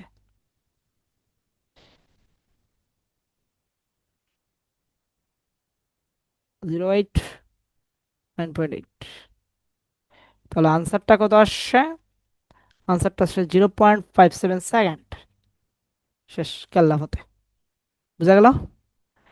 সহজ, অধ্যায় সহজ, ছোট অধ্যায় সহজ অধ্যায়। এই যে আগেই বলছিলাম যে স্প্রিং এর তোমার এই যে সরল দোলক, এইটা কিন্তু ইম্পর্টেন্ট। ইম্পর্টেন্ট, এদের সরল দোলকের ক্ষেত্রে কৌণিক বিস্তার 4 ডিগ্রি বেশি হইতে পারবে না। 4 ডিগ্রি বেশি হইলে সেটা সরল দোলক থাকবে না। আচ্ছা, এখন মানে সরল দোলকের যে মেকানিজম আছে এই মেকানিজমটা মানবে না আর কি। আচ্ছা, তারপরে আরো কিছু জিনিস বলে ফেলি। সেটা হচ্ছে যে আমাদের সেকেন্ড দোলক, সেকেন্ড দোলক কাকে বলে? সেকেন্ড দোলকের পর্যায়কাল হচ্ছে 2 সেকেন্ড। সেকেন্ড দোলকের পর্যায়কাল হচ্ছে 2 সেকেন্ড, অর্থাৎ এইখান থেকে যদি সেকেন্ড দোলক হয় তাহলে এইখান থেকে এইখানে যাইতে তার 1 সেকেন্ড লাগে, আবার ব্যাক করতে কত সেকেন্ড লাগে, আরো 1 সেকেন্ড লাগে। তার মানে 1+1 মানে হচ্ছে 2। ঠিক আছে, সেকেন্ড দোলকের কাহিনী। তারপরে দেখো সেকেন্ড দোলকের দোলনকাল বা পর্যায়কাল বের করার ফর্মুলা হচ্ছে 2 পাই রুট ওভার L/g বা ওই যে আগে যে বলছিল E/g আর কি। এই এলটা হচ্ছে কার্যকরী দৈর্ঘ্য, কার্যকরী দৈর্ঘ্য। ঠিক আছে, কার্যকরী দৈর্ঘ্য। অনেক সময় ধরো একটা বস্তু দিয়ে দিল, বস্তু একটা শেপ দিয়ে দিল, যেমন এখানে আমি এই চিত্র হিসেবে রাখছি আর কি। ধরো একটা বস্তুর ব্যাসার্ধ দিয়ে দিল আর, এবং সুতার ব্যাসার্ধ ধরলাম তোমার এল। তাহলে আমাদের কার্যকরী দৈর্ঘ্যটা হবে সুতার দৈর্ঘ্য প্লাস বস্তুর ব্যাসার্ধ। ওকে, বস্তু বা ববের ব্যাসার্ধ আর কি, তখনই সেটা হবে কার্যকরী দৈর্ঘ্য। আচ্ছা, এখন দেখো কোনো একটা নির্দিষ্ট স্থান হলে তার জিরমান কনস্ট্যান্ট। তাহলে নির্দিষ্ট স্থান হলে যেহেতু জিরমান ধ্রুবক থাকে, তাহলে নির্দিষ্ট স্থানে আমরা বলতে পারি T proportional to root L. নির্দিষ্ট একটা স্থানে টি প্রপোর্শনালটা আমরা বলতে পারি রুট এল। আর যদি ভিন্ন ভিন্ন স্থানে থাকে বাট কার্যকরী দৈর্ঘ্য যদি সেম থাকে, মানে একই মানে সরল দোলক তুমি যদি নিয়ে যাও, তাহলে তো তার কার্যকরী দৈর্ঘ্য সেম থাকবে। তখন আমরা লিখতে পারি t proportional to root over 1/g। ঠিক আছে? তো একটা হচ্ছে তোমার বর্গমূলের সমানুপাতিক, আর একটা হচ্ছে যে বর্গমূলের ব্যস্তানুপাতিক। এটা মাথায় রাখবা। ওকে। তোমরা অনেকেই আমি শর্টকাট পড়াই না বলে অনেক অভিযোগ। চাও এক গাদা শর্টকাট দিয়ে দিলাম, এগুলো মুখস্থ করার দায়িত্ব তোমার। ওকে? কেন এক গাদা শর্টকাট, জাস্ট তোমাকে কি দিছে এইটা অনুযায়ী জাস্ট বসাইবা। এখন বসানোর আগে কিছু জিনিস আমি বলে ফেলি। দেখো কোন কোন টার্ম, তাহলে এখানে টার্ম দেই আছে, সুন্দর করে টার্ম দেওয়া আছে, বোঝার কথা সবার। তবু একটু বলে ফেলি। পর্যায়কাল, এটা হচ্ছে পর্যায়কাল বের করার কাহিনী। যদি দুলক বলে যদি দিনে দিনে এন সেকেন্ড ধীরে চলে বা সময় হারায় বা বিট কমে, তাহলে ফর্মুলা এটা দিনে যদি উল্লেখ থাকে দিনে, এবং যদি সেটা ধীরে চলে বা বিট হারায়। আর যদি বলে দ্রুত চলে, এই দেখো, দিনেই যদি দ্রুত চলে তাহলে হয়ে যায় প্লাস, বা বেশি বিট লাভ করলে সেটা হয়ে যায় প্লাস, আর যদি কম হয় তাহলে মাইনাস। শেষ। দিন হইলে আমরা একদিন কত সময় হয়, একদিন আমরা জানি 1 ডে সমান জানি আমরা কত, 400 সেকেন্ড। এজন্য এইখানে এইটা আসছে। এখন কিভাবে হয়েছে এগুলো আমরা ইন্টারমিডিয়েট এইচএসসি তে দেখছি, এখানে আর আমি আলোচনা করি না। তোমরা যেহেতু শর্টকাটের পাগল, আমি শর্টকাটেই দেখিয়ে দিচ্ছি। আচ্ছা, গেল আমাদের দিনের হিসাবে। এখন যদি উল্লেখ থাকে যে ঘন্টায় কত এন সেকেন্ড ধীরে চললে, তাহলে ঘন্টা যদি উল্লেখ থাকে, তাহলে সেটা এইখানে এই ফর্মুলার জায়গায়, জাস্ট এই ফর্মুলার জায়গায় যে 86,400 এইখানে জায়গায় আসবে 3700। এতটুকুই চেঞ্জ, আর কোনো চেঞ্জ নাই। ঠিক আছে? আর দ্রুত চললে এখানে মাইনাস দিছে, এটা হবে প্লাস। দ্রুত চললে হবে নিচে প্লাস। ওকে? যা আছে তাই। এখন যদি বলে মিনিটে, তাহলে মিনিটে হইলেও সেম কাহিনী। ওকে? মিনিটে হইলেও সেম কাহিনী। যদি মিনিটে উল্লেখ থাকে তাহলে জাস্ট 86,400 বা 3700 যেটা দিচ্ছ সেখানে 60 হয়ে যাবে। ওকে? আবার যদি সেকেন্ডে বলে, টি সেকেন্ডে, সেকেন্ডে উল্লেখ তাহলে যত সেকেন্ডে বলবে ঠিক ততই হয়ে যাবে। ওকে? যত সেকেন্ড বলবে ঠিক ততই হয়ে যাবে। সো এই জিনিসটা মাথায় রাখবা, জাস্ট বসাইবা আনসার লিখবা। আর দ্রুত চললে নিচে মাইনাস হবে, উপরে দেখো সবগুলা টু দ্বারা গুণ। আর নিচে এন, কত সেকেন্ড দ্রুত চলছে বা কত সময় দ্রুত চলছে এই জিনিসটা। ওকে? আবার এইখানে আরেকটা জিনিস আছে, দিনে কিন্তু এন সেকেন্ড, এখন যদি এন মিনিট বলে তাহলে ওই মিনিটটাকে সেকেন্ডে কনভার্ট করবা। ওকে? আর দিন উল্লেখ থাকায় 86,000 এত, আর এখানে এন সেকেন্ড, তাহলে এটা সরি অন্য কোনো ইউনিট, তাহলে সেটাকে অবভিয়াসলি মিনিটে নিবা। মাথায় দেখা জানো। তারপরে দেখো আরেকটা ট্রিক্স, সেখানে আরেকটা অংশ, সেটাও পর্যায়কালের অংশ। সেখানে যে কার্যকরী দৈর্ঘ্য এগুলার পরিবর্তনের কাহিনী আর কি। যদি টি দোলনকাল বিশিষ্ট কোনো দোলকের কার্যকরী দৈর্ঘ্য X% বৃদ্ধি, এখানে X% বৃদ্ধি করা হইলে, নট X% হলে, ক্লিয়ার? X% যদি বৃদ্ধি করা হয় তাহলে পরবর্তী দোলনকাল হবে root over 1 + X/100 into T. ওকে? এই 100টা বা এই 100টা আসছে, তুমি যদি এইটাকে পূর্ণসংখ্যায় রেখে দাও আর কি, পার্সেন্টেজে রেখে দাও, পার্সেন্টেজকে যদি ভেঙে ফেলো, তাহলে এটা শুধুমাত্র 1 + X হবে। এটা যাতে মাথায় রাখা। আর টির উপরে কিন্তু কোনো স্কোয়ার না, টি কিন্তু বাইরে। ওকে? সেম কাহিনী। যদি হ্রাস পায় তাহলে প্লাসের জায়গায় জাস্ট মাইনাস হয়ে যাবে, আর কোনো কিছুই না, প্লাসের জায়গায় জাস্ট মাইনাস হয়ে যাবে। তো এই শর্টকাটগুলো দেখছি, মাথায় আছে। চলো না এখন আমরা এটার প্রবলেম দেখি। আচ্ছা, এখানে একটা কাহিনী গেল। এখন দেখো, এটা তো গেল দুলনকাল। আর কার্যকরী দৈর্ঘ্য রয়েছে না, কার্যকরী দৈর্ঘ্য তো রয়েছে। এল কার্যকরী দৈর্ঘ্য বিশিষ্ট কোনো দুলকের দুলনকাল যদি X% বৃদ্ধি করা হয়, দুলনকাল X% যদি বৃদ্ধি করা হয়, আগে দেখা গেছে কার্যকরী দৈর্ঘ্য X% বৃদ্ধি করা হয়েছে। এখন যদি বলছে দুলনকাল যদি X% বৃদ্ধি করা হয়, তাহলে পরবর্তী কার্যকরী দৈর্ঘ্য হচ্ছে 1 + X/100 হোল স্কোয়ার। ওকে? আর এখানে মাইনাস চলে আসবে আর কি, X% হ্রাস করা হইলে কার্যকরী দৈর্ঘ্য। ঠিক আছে? তো এই শর্টকাটগুলো আমরা আয়ত্ত করছি বা বুঝছি। এখন দেখি আমরা প্রবলেম, প্রবলেম আসে না কেন। আচ্ছা, এখন আরেকটা ফর্মুলা আছে, সেটা হচ্ছে যে সরলরেখার পাহাড়ের উচ্চতা, এখানে হচ্ছে যে এই উচ্চতায় তোমার হচ্ছে দুলনকাল, আর এটা হচ্ছে তোমার ভূমিতে দুলনকাল, পৃষ্ঠে দুলনকাল, আর তো আমরা জানি পৃথিবীর ব্যাসার্ধ। আর খনির গভীরতায়, এটা হচ্ছে গভীরতায়, টি প্রাইম হচ্ছে লিখেই দিই এইচ উচ্চতায় বা ডি গভীরতায়, গভীরতায় দুলনকাল, দুলনকাল। আর টিটা হচ্ছে পৃষ্ঠে, পৃষ্ঠে দুলনকাল, দুলনকাল। আর সেকেন্ড দুলক যদি উল্লেখ থাকে, সেকেন্ড দুলক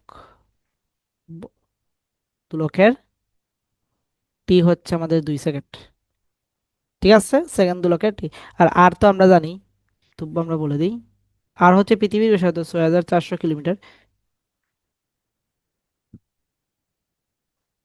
তাহলে এখন আমরা সেকেন্ড একটা প্রবলেম দেখি। সেকেন্ড প্রবলেম দেখলে আমরা বুঝতে পারবো কাহিনী কি এইখানে।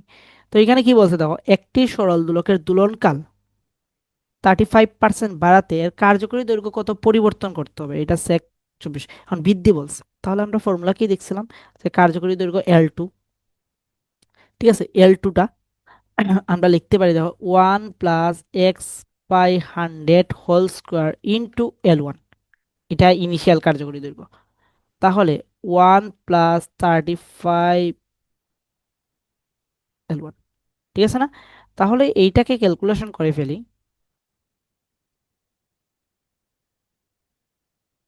তাহলে এইটা আসে আমাদের L2টা আসে 1 + 8,225 L1। এখন আমাকে প্রশ্ন করছে কি কার্যকরী দৈর্ঘ্য কত পরিবর্তন করতে হবে, কার্যকরী দৈর্ঘ্যের পরিবর্তন। ইনিশিয়াল কার্যকরী দৈর্ঘ্য আসছিল L1 এবং ফাইনাল কার্যকরী দৈর্ঘ্য পাইছি এতটুকু। তাহলে তোমার ডেল এল সমান কত আসবে, 0.8225 L1। তাহলে তুমি যদি এখন পার্সেন্টেজে নিতে চাও তাহলে সেটা হচ্ছে 82.25%। তার মানে কার্যকরী দৈর্ঘ্য এতটুকু তোমাকে কি করতে হবে, বৃদ্ধি করতে হবে, বৃদ্ধি করতে হবে। তার মানে আনসার হচ্ছে 8.25% বৃদ্ধি করতে হবে, যেটা সেক 2024-25 আসছে। এই যে ফর্মুলাটা লিখে দিছিলাম, এই যে, যেহেতু বলছে দুলনকাল এতটুকু বাড়াইছে, তাহলে মানে 1 + x/100 whole square into L. এল বলতে L1 আমি ধরছি আর কি। বুঝতে পারছি আশা করি।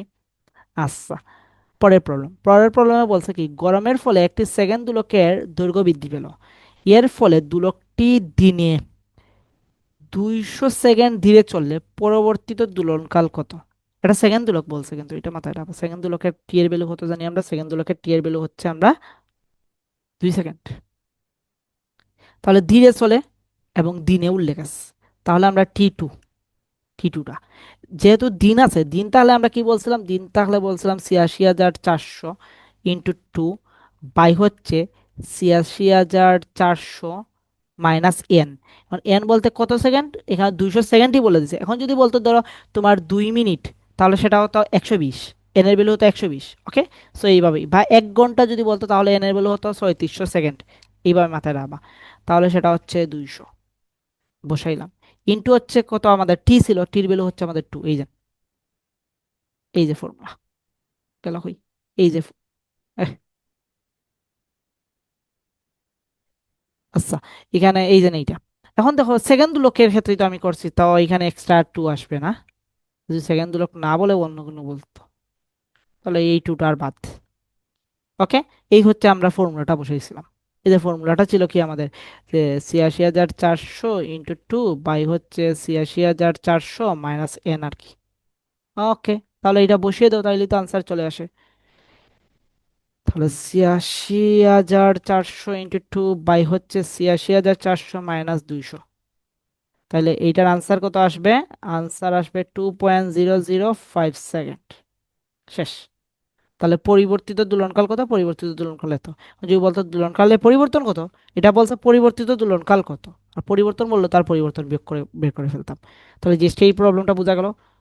আচ্ছা, এখন দেখি সেক 18-19 যেটা আসছে, 16-17 তো সেম আসছে, রিপিট করছে। একটি সেকেন্ড দোলকের কার্যকরী দৈর্ঘ্য কত? ওকে, সেকেন্ড দোলকের দোলকের কত আমরা জানি, এটা আমরা মুখস্থই বলার কথা, 0.99। তবু আমরা এটা বের করার ট্রাই করবো, ঠিক আছে? তাহলে টি সমান আমরা জানি 2π√L/g। তাহলে এইখান থেকে এল সমান আমরা কি লিখতে পারি, এল সমান লিখতে পারি দেখো টি² 4π² ইন্টু জি। ওকে, 4। আমরা জানি সেকেন্ড দুলকের দুলনকাল হচ্ছে 2, তার মানে 2² মানে হচ্ছে 4। 4π² আর জি, তার মানে আলটিমেটলি জির মান হচ্ছে 9.8। তাহলে 9.8, আর এটা হচ্ছে 3.1416 স্কোয়ার। তার মানে 9.8 বাই হচ্ছে 3.1416 স্কোয়ার। তার মানে এই যে আমি বললাম, আমাদের এল এর মানটা বের হয় 0.99 মিটার, বা এটাকে তুমি 1 মিটারও বলতে পারো। ঠিক আছে, তো এটা হচ্ছে একটি সরল দোলকের কার্যকরী দৈর্ঘ্য। তারপরের প্রবলেমটা, পরের প্রবলেমটা বলছে কি দেখুন, কোনো স্থানে দুইটি সরল দোলকের দোলনকালের অনুপাত এত হলে কার্যকরী দৈর্ঘ্যের অনুপাত কত? কার্যকরী দৈর্ঘ্যের অনুপাত কত? তাহলে দোলনকালের অনুপাত বলছে একটা কোনো নির্দিষ্ট স্থানে বলছে, তাহলে নির্দিষ্ট স্থানের ক্ষেত্রে আমরা জানি কি টি প্রপোর্শনাল টু কি রুট এল। তার মানে দোলনকালের অনুপাত দেওয়া আছে, এখন বলছে কার্যকরী দৈর্ঘ্যের অনুপাত কত, তার মানে এখান থেকে আমরা বলতে পারি এল প্রপোর্শনাল টু হচ্ছে টি স্কোয়ার। তার মানে L1 বাই হচ্ছে L2, তার মানে লিখতে পারি T1 বাই হচ্ছে T2 whole square. That's Y 2/3 square. তার মানে আমরা বলতে পারি L1 is two L2 is equal 4:3। শেষ আনসার। তো এই তো ছিল আমাদের কি, আমাদের মৌলের পর্যাবৃত্ত ধর্ম। এই ছিল আমাদের মৌলের পর্যাবৃত্ত ধর্ম। ঠিক আছে, তো এইটা আমি সেভ দিয়ে দিই তোমাদের উফলি। এই দেখো, এটা বুঝি মৌলের পর্যাবৃত্ত ধর্ম। এটা হচ্ছে পর্যাবৃত্ত গতির, এই ছিল আমাদের পর্যাবৃত্ত গতি। এখন আমরা তরঙ্গটা দেখবো, তার আগে আমি এই ফাইলটা সেভ দিয়ে দিই, তাহলে তো তোমাদের হারিয়ে যাবে সবকিছু। ওকে,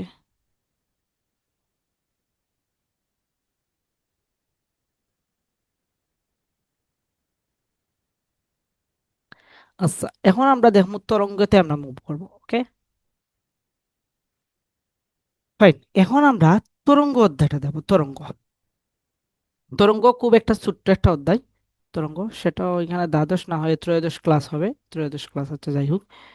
তো এটা হচ্ছে আমাদের পার্ট 3, যেহেতু পার্ট 2টা আমরা দেখে ফেলছি একটু আগেই। যেহেতু পর্যাবৃত্ত গতি আমরা দেখে ফেলছি, পর্যাবৃত্ত গতি এবং তরঙ্গের ফর্মুলাগুলো সিমিলার, বা তুমি মহাকর্ষ অভিকর্ষ তরঙ্গ সিমিলার ফর্মুলা। সো এইখানে দেখো আমি 5টা টাইপই লিখছি, কোন টাইপ থেকে কি প্রশ্ন আসছে এগুলোই লিখছি, এত হবে যাবে যেহেতু শর্ট সিলেবাসের বাইরে আমাদের। সো এইখানে জাস্ট যেগুলো আসছে সেগুলো নিয়ে আলোচনা করব, এত বেশি ডিপলিও আলোচনা করব না, আবার খুব বেশি কম আলোচনা করবো এমনটা না। ওকে, কারণ যেহেতু তোমাদের অনেকেরই ফুল সিলেবাস পড়া হয় নাই, তাহলে আমি যদি হুটহাট করেই দিয়ে দেই, এই টাইপগুলো থেকেই আসে আর কি। তো এইগুলোই লিখছি, তো দেখতে পারো এই যেমন এইটাই ইম্পর্টেন্ট, এইখান থেকে আসার সম্ভাবনা বেশি। আর তীব্রতা লেভেল বা এই যে বেগ কম্পাঙ্ক, এখানে আবার ওই যে একটু আগেই আমরা যেটা দেখছি আর কি পর্যাবৃত্ত গতির টাইপগুলোই পেয়ে যাবে এখানে। চলো আমরা শুরু করি। আমরা এটা ক্লাস 9-10 দেখছি, B is equal F lambda. এই বিটা কি, বা ওই যে আমরা গুণগত রসায়নে আমরা পড়ছি সি ইজ ইকুয়াল যে আমাদের H nu, C is equal H nu, sorry, হ্যাঁ এইখানেই পড়ছিলাম। তো ভিটা কি, ভিটা হচ্ছে আমাদের এগুলো পরিচয় জানা উচিত। ভিটা হচ্ছে আমাদের তরঙ্গের বেগ,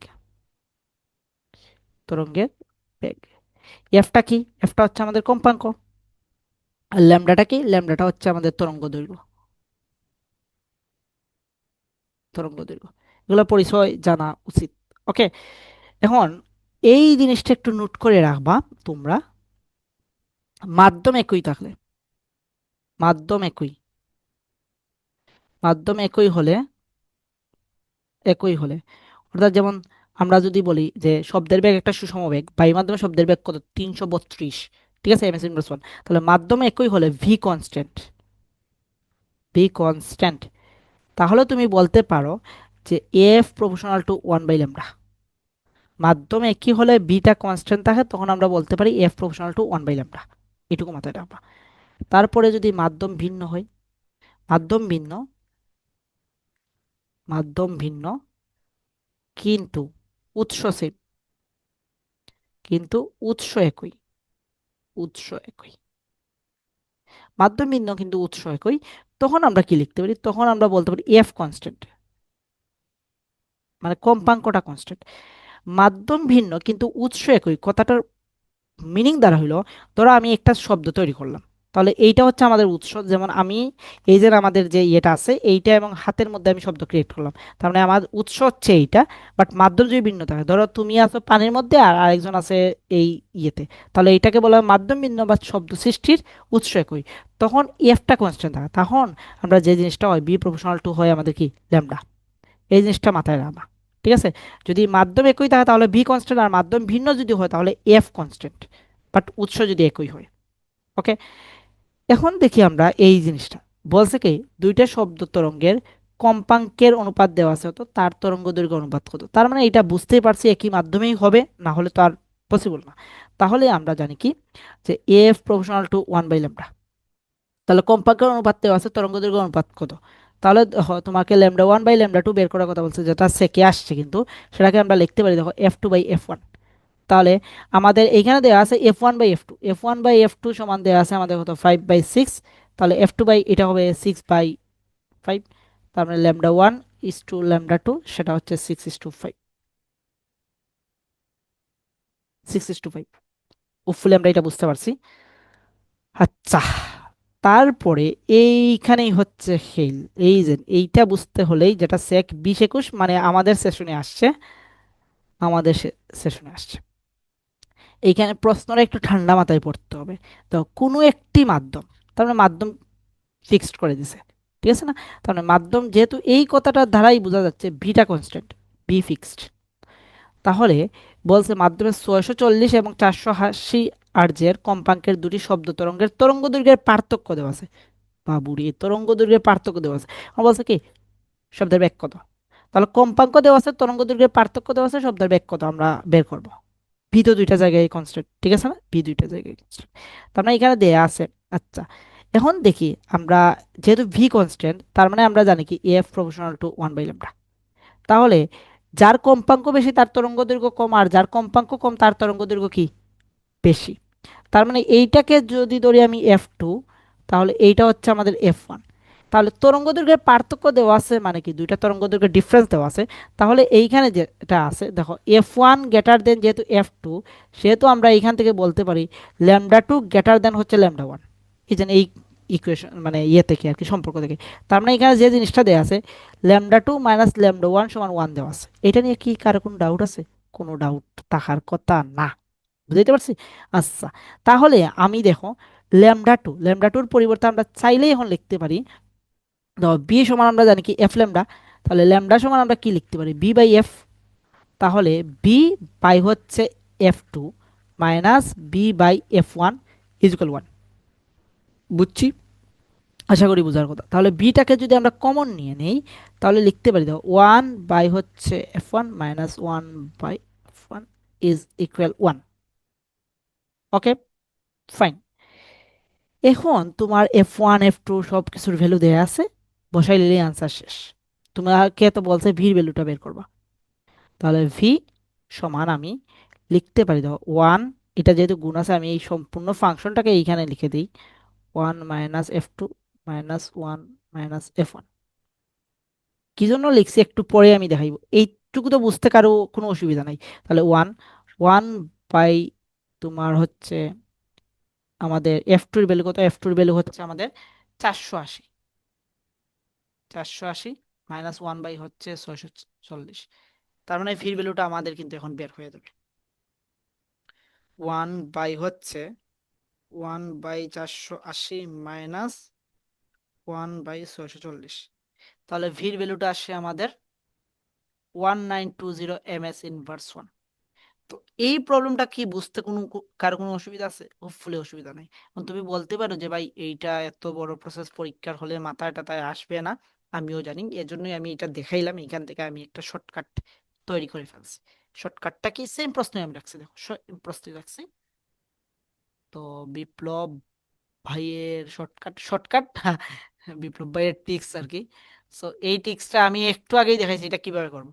তাহলে যদি তোমাকে এইভাবে মাধ্যমে কি দেখে, তখন যদি বেগ বের করার কথা বলে, তাহলে ভি সমান লিখতে পারো দেখো ডেল এল, দেন লিখতে পারো 1 - F1 - 1/F2 শেষ। এইটাই হচ্ছে ফর্মুলা আর কি, শর্টকাটে। এখন এখানে কি লিখবা, F1/F2 মানে বড়টা মাইনাস ছোটটা আর কি, বড় কম্পাঙ্ক মাইনাস ছোট কম্পাঙ্ক, বা এখানে তবে হচ্ছে গিয়ে ছোট কম্পাঙ্ক, এখানে তবে তোমার বড় কম্পাঙ্ক, এটা মাথায় রাখবা। ওকে, শেষ। বুঝতে পারছি, এটা দিয়েই তুমি এটা করতে পারো, এত কিছু না করে এখন বিটা বের করতে চাইবা। তাহলে এইখানে অলওয়েজ আমি যেটা লিখছি এখানে F2টা বড় আর কি, আমার কন্ডিশন অনুযায়ী। ওকে, আমার কন্ডিশন অনুযায়ী F2 বড়। তাহলে তোমার যে আনসারটা হবে, এই দেখো ডেল এল এর মান কত দেওয়া আছে, 1 দেওয়া আছে, 1 বাই হচ্ছে 480 বাই হচ্ছে 1/640 শেষ। বসাইবা আনসার চলে আসবে। তো বুঝছি, ওকে ফাইন। তারপরের প্রবলেম, পরের প্রবলেমটা এগেইন পড়বা। দেখো এখানে দুইটা মাধ্যম দিয়ে দিছে, ওকে ফাইন, মাধ্যম ভিন্ন তার মানে বেগও ভিন্ন, ঠিক আছে। তাহলে এখন আমাকে কি বলছে, কম্পাঙ্ক মানে শব্দের বেগটা বের করার জন্য, মাধ্যম ভিন্ন বেগও ভিন্ন, এটা মাথায় রাখবা। তাহলে আমাদের কি সেম, আমাদের এফটা সেম। ওকে, তাহলে বলছে বায়ু এবং পানিতে 320 হার্জ কম্পাঙ্কের একটি শব্দ তরঙ্গের তরঙ্গ দৈর্ঘ্যের পার্থক্য দেওয়া আছে। তো বাতাসে শব্দের বেগ এত, তাহলে পানিতে শব্দের বেগ কত? তাহলে এখন একটু অ্যানালাইসিস করতে হবে পানিতে শব্দের বেগ কত। ওকে, সো এখন যদি আমরা দেখতে চাই, তাহলে আমরা কিভাবে দেখতে পারি? এখানে দেখো, তোমার আমরা যেহেতু এফ কনস্ট্যান্ট, তাহলে এফ কনস্ট্যান্ট, তাহলে আমরা লিখতে পারি বি প্রপোর্শনাল টু ল্যামডা। ভির মান যত বেশি হবে ল্যামডার মান তত বেশি হবে। ওকে, তাহলে পানির ক্ষেত্রে, পানিতে যেহেতু বাধা আছে, তার মানে পানিতে শব্দের বেগটা থাকে বেশি আর কি। আমরা জানি যে শব্দের বেগ বায়ুতে সবচেয়ে কম, দেন হচ্ছে তরলে, দেন হচ্ছে আমাদের কঠিনে। ওকে, কঠিনে, তার মানে পানিতে শব্দের বেগ বেশি, ছয় কি, পানিতে আমাদের কি বেশি, তরঙ্গ দৈর্ঘ্যটা বেশি। মানে আমরা জানি শব্দের বেগ সব থেকে বেশি হচ্ছে সলিডে, সরি, এখানে বেগ দিচ্ছি, দিব, শব্দের বেগ, শব্দের বেগ ভিএস, ভিএস, দেন হচ্ছে ভিডাব্লিউ, দেন হচ্ছে আমাদের ভিএ। তার মানে এইটাকে বলতে পারি lambda S, lambda W, lambda এ। তার মানে যেহেতু পার্থক্যই বলে দিচ্ছে, তাহলে আমি লিখতে পারি ল্যামডা ডাব্লিউ মাইনাস ল্যামডা এ সমান হচ্ছে 3.9। ওকে, এটা বুঝতে তো কারো কোনো সমস্যা নেই। ল্যামডা সমান ওই আগের মতোই। ল্যামডা সমান আমরা তাইলে কি লিখতে পারি? ল্যামডা সমান আমরা লিখতে পারি, দেখো, যে ভি ডাব্লিউ বাই হচ্ছে এফ মাইনাস, ক্লিয়ার, কারণ এখানে কম্পাঙ্ক তো দিয়েই আছে। আর এইটা সমান লিখতে পারি কি, ভি এ বাই হচ্ছে এফ 3.9। তাহলে আমরা লিখতে পারি, দেখো, V W minus V A সমান হচ্ছে 3.9 ইন্টু এফ। তাহলে ভি ডাব্লিউর ভ্যালুটা কি? ভি ডাব্লিউর ভ্যালুটাই আমরা বের করবো। তাহলে ভি ডাব্লিউ আমরা জানি না, ভি এ সমান দেওয়া আছে কত, 345, 345, 3.9 ইন্টু এফ এর মান দেওয়া আছে 320। তার মানে ভি ডাব্লিউটা আমরা কত আসবে, যে 345 প্লাস প্লাস 3.9 ইন্টু 320, 1248 প্লাস 345, তাহলে সেটা আসে কত, 1593 এম এস ইনভার্স ওয়ান। তো আশা করি এইটা হচ্ছে মূল প্রসেস, আমি মূল প্রসেসে দেখাইছি। চলুন, তোমাদের তো টিক্স লাগবে। সো এগেইন তোমাদের সেই বিপ্লব ভাইয়ের টিক্স, ভাইয়ার টিক্স, এই টিক্সে তাইলে তোমরা কি দেখতে পারবা? এইখানে দেখো, ডেল ভি সমান লিখতে পারো ডেল ল্যামডা ইন্টু এফ। সহজ হিসাব, del V is equal del lambda into F. কখন? যখন এফটা কনস্ট্যান্ট, এফ কনস্ট্যান্ট, আর আগেরটা ছিল যখন ভি কনস্ট্যান্ট। ওকে, তাহলে যেহেতু V W minus V A সমান লিখতে পারো, এটার মান তো দিয়ে আছে 3.9, আর এটা তো এফ দিয়ে আছে, তাহলে ভি ডাব্লিউ সমান আমরা কি লিখতে পারি, যে তোমার কত, 345 প্লাস হচ্ছে 3.9 ইন্টু হচ্ছে আমাদের কত, 320, শেষ। তাহলে সেটা আসে কত, 1593 M S inverse one. বুঝছি, হোপফুলি বুঝার কথা তোমাদের সবার। এখন আসি দশা পার্থক্য, পথ পার্থক্য। এইটা কিন্তু আমাদের এই যে ফিজিক্স সেকেন্ড পেপারের সপ্তম অধ্যায়ে কিন্তু আছে। ওকে, তাহলে এইখানে দেখো, delta is equal to pi by lambda into X. এই ডেল্টা কি? এই ডেল্টা হচ্ছে আমাদের দশা পার্থক্য, দশা পার্থক্য। এটা অবশ্যই কোণে হিসাব করতে হয়। আর এই এক্সটা কি হচ্ছে? এক্সটা হচ্ছে আমাদের পথ পার্থক্য, পথ পার্থক্য। এখন দেখো, একটা কথা লিখছে, সেটা হচ্ছে দশা পার্থক্য কখনোই 2 পাই এর চেয়ে কি হতে পারবে না, বেশি হতে পারবে না। যদি বেশি হয়, তাহলে যত ভ্যালুটা বের হবে তত থেকে 2 পাইটা বিয়োগ করতে হবে। এটা মাস্ট বি করতেই হবে। ক্লিয়ার? করে তোমাকে দশা পার্থক্যটা দেখাইতে হবে, মাথায় দেখে জানো। আচ্ছা, দেখো, সেক 19-20 আসছে, বা এই টাইপের প্রশ্ন আসতেই পারে, সেকে অনেকবারই আসছে, লাস্ট ইয়ারেও আসছে। তো এখানে কি বলছে দেখো, একটি তরঙ্গের দুইটি বিন্দুর পথ পার্থক্য দেওয়া আছে, তো দশা পার্থক্য কত? তার মানে এটা এক্স এর ভ্যালু দেওয়া আছে। তাহলে ডেল্টা সমান আমরা জানি কি, 2 pi by lambda into X. ঠিক আছে না? তাহলে পথ পার্থক্য এটা দেওয়া আছে, তাহলে দশা পার্থক্য কত? তাহলে 2 পাই ডেল টু এক্স সমান দেওয়া আছে 3 পাই বাই হচ্ছে ল্যামডা। ঠিক আছে, তাহলে এখানে যে জিনিসটা হয়ে যাচ্ছে 6 পাই স্কোয়ার ল্যামডা স্কোয়ার, এটাই হচ্ছে আনসার। যদিও প্রশ্নের মধ্যে ভুল আছে, প্রশ্নটা যদি কারেকশন করতো, প্রশ্নটা মেবি ছিল ল্যামডা বাই 3 পাই, তো এইটার অনুযায়ী এইটার আনসার। বাট প্রশ্নটা হবে, কারেকশন করে ফেলি, প্রশ্নটা হবে lambda by 3 pi, lambda by 3 pi. ঠিক আছে, তাহলে ল্যামডা বাই 3 পাই হলে আমরা ডেল্টা তো রাখলাম 2 পাই বাই ল্যামডা, আর এটা হচ্ছে lambda by 3 pi. Pi pi vanish, lambda lambda vanish, তাহলে আনসার হচ্ছে 2/3। 2/3 বুঝা গেল, 2/3। আচ্ছা, এখন আমরা আসি যে অগ্রগামী তরঙ্গের সমীকরণ আমরা কিন্তু পর্যাবৃত্ত গতিতেই দেখিয়ে আইছি, যে ইকুয়েশনটা এইটাই হচ্ছে অগ্রগামী তরঙ্গ, যে A sine omega t minus delta, বা লিখতে পারি A sine 2 pi by lambda vt minus x, vt minus x. Okay, কি জন্য আমরা ওমেগা সমান লিখতে পারি, দেখো ওমেগা সমান আমরা যে জিনিসটা লিখতে পারি, দেখো 2 পাই বাই টি লিখতে পারি, বা আমরা ওমেগা সমান লিখতে পারি, দেখো 2 pi by lambda V. Omega সমান এইটাও লেখা যায়। ওকে, ওমেগা সমান লেখা যায় 2 pi v by lambda, 2 pi v by lambda. Clear? আচ্ছা, বুঝলাম। আর ডেল্টা সমান তো আমরা জানি কি, ডেল্টা সমান জানি কি 2 pi by lambda into X. তাহলে এই যে 2 পাই বাই ল্যামডা যদি কমন নিয়ে নিই, তাহলে ভিটি মাইনাস এক্স থাকে আর কি, এইখান থেকে এইটা আসছে আর কি। তারপরে স্থির তরঙ্গ, স্থির তরঙ্গ কি, ধরো একটা তরঙ্গ এইদিকে মুভ করছে,